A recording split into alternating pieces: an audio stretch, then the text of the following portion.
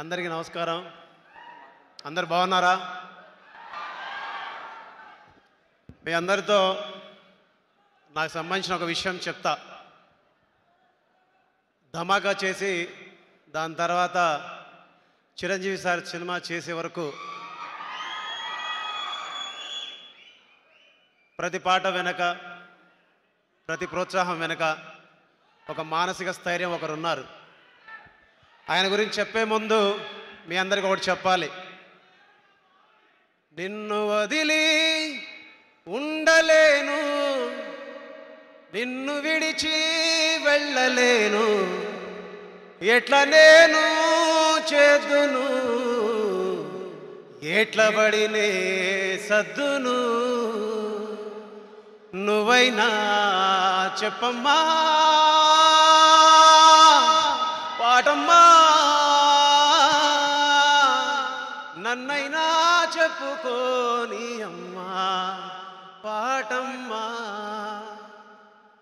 ఎడ్లు గాసే గొడ్లు గాసే పిల్లవాణ్ణి తీసుకొచ్చి ఊరుగాని ఊరిలోన, దారిగాని దారిలోన విడిచిపెట్టి పోయినావమ్మా, ఎట్లా నేను సెద్దునో, ఎట్లా పడినే సద్దును. అలా ఒకరోజు నేను సెల్ ఫోన్ తీసుకొని ఒక సెల్ఫ్గా ఒక వీడియో తీసుకుంటూ ఉన్నా. ఆ వీడియో తీసుకుంటున్నప్పుడు ఆ వీడియోలో కుర్చీలో కూర్చున్న నా భార్య, ఇద్దరు పిల్లల్ని కూడా వీడియో తీసా. ఆ వీడియో తీసేటప్పుడు వాళ్ళకి తెలియదు నేను ఎందుకు వీడియో తీస్తున్నానా అని. అప్పటికి ఇంటికి కిరాయి ఎలా కట్టాలి, పిల్లల్ని ఎలా చదివించుకోవాలి, ఎలా బతకాలి, రేపు ఎలా గడపాలి అనే ఒక సందేహంలో చిట్ట చివరి రోజుల్లో, చిట్ట చివరి క్షణంలో ఉన్నప్పుడు మా ఇంట్లో సెల్ ఫోన్ సిగ్నల్స్ రాని ఒక ఇంట్లో నేను ఉంటున్నప్పుడు ఒక ఫోన్ కాల్ వచ్చింది. మీరు పీపుల్స్ మీడియా ఆఫీస్కి రావాలి అని. మీరు ఎవరిని పిలిచారంటే బీమ్స్ మీరేనా అంటే నేనే అన్నాను. బట్ నన్ను పిలిచేటటువంటి అవకాశమే లేదు అంత పెద్ద కంపెనీ నుంచి. కానీ అలాంటి కంపెనీ నుంచి నాకు అవకాశం వచ్చింది. ఆ టైంలో నా సిచ్యువేషన్ ఏంటో తెలుసా? ఈ భూమి మీద నాకు నూకలు చెల్లిపోయాయి, నాకు జీవితం లేదు, నా భార్య పిల్లలకు కూడా జీవితం లేదు, అందరినీ కట్టగట్టుకొని ఒకేసారి పైకి వెళ్ళిపోదాం అని అనుకున్నాం. అలాంటి సమయంలో ఒక దేవుడిలాగా, ఒక జీసస్ లాగా, ఒక అల్లా లాగా, ఒక రాముడి లాగా, ఒక తిరుపతి వెంకటేశ్వర స్వామి లాగా, మనందరం మొక్కే దేవుళ్ళలాగా ప్రత్యక్షంగా ఒక మనిషి ప్రత్యక్షమై నా కోసం నిలబడితే ఆ నిలబడ్డ వ్యక్తి పేరు, శక్తి పేరు, వ్యవస్థ పేరు Raviteja sir.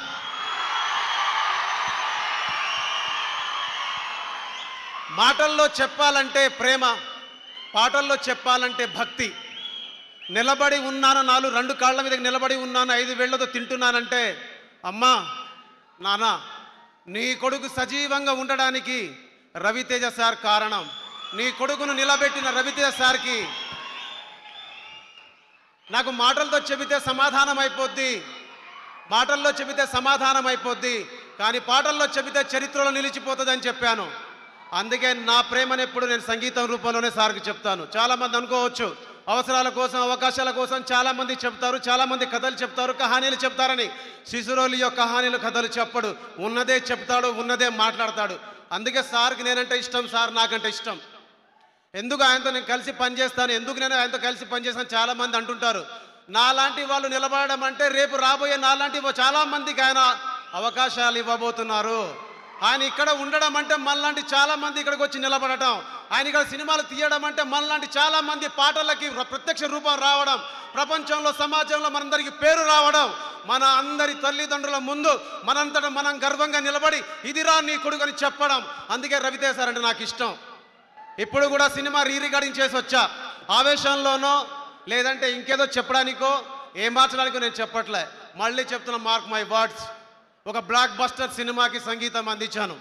Block buster cinema ఇచ్చినందుకు రవితేజ సార్కి, భాను సార్కి, ఎస్పెషల్లీ వంశీ గారికి, అలాగే ఈ సినిమాలో చేసిన ప్రతి టెక్నీషియన్కి, ప్రతి రచయితకి, అలాగే రాజేంద్ర ప్రసాద్ సార్కి, మనందరి ఫేవరెట్ శ్రీలీల మేడంకి మనస్ఫూర్తిగా థ్యాంక్ యూ సో మచ్. మీ అందరికీ ఈ పాటకు రితం లేదు, కథం లేదు, పదం లేదు, అర్థం లేదు, పర్థం లేదు, స్వార్థం గీర్థం అసలు లేదు. Super duper hit song, super duper hit song, super duper hit song, super duper hit song. ఈ పాట చేసినప్పుడు చాలా మంది అన్నారు, చాలా కామెంట్స్ వస్తున్నాయని. నేను ఎంటర్టైన్ చేయడానికి ఈ పాట చేశా. ఈ పాటకు రిధం లేదు, కథం లేదు, పదం లేదు, అర్థం లేదు, పర్థం లేదు, స్వార్థం గీర్థం అసలు లేదు, ఏమీ లేదు, కానీ సూపర్ హిట్ సాంగ్ అంటే నవ్వుకుంటానని చేశా. అలాగే ఓలే ఓలే గుంటా మీ అయ్య కాడ ఉంటా, మీ అమ్మ కాడ తింటా, నీ బొళ్ళోకొచ్చి పంట. నచ్చిందా? ఓలే ఓలే ఓలే ఓలే. థియేటర్లో ఈ అరుపుల కోసం వెయిటింగ్, ఈ చప్పట్ల కోసం వెయిటింగ్. అలాగే మ్యూజిక్ డైరెక్టర్ గారు 2 విషయాలు చెప్పాలి మీ అందరికీ. మనందరి మధ్యన లేరు. तुम मेरा लवर लवर लवर, मैं तुझको दिया फ्लावर. तुम मेरा लवर लवर लवर, గుండెల్లో గుచ్చినవే ఫ్లవర్.